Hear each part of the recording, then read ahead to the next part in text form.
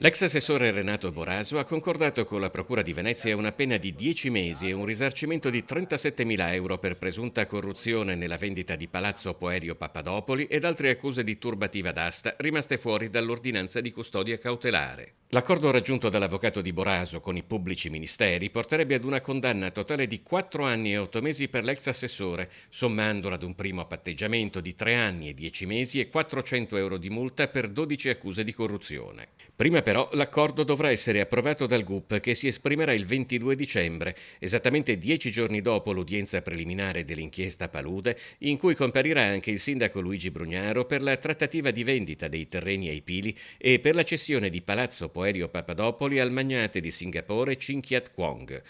Nell'udienza di oggi hanno chiesto il patteggiamento anche Carlotta Gislon e la sua società, la Mafra SRL, il dipendente comunale Gianroberto Licori e gli imprenditori Nievo Benetazzo e Jacopo Dalio. Comune di Venezia e città metropolitana si sono costituite parti civili.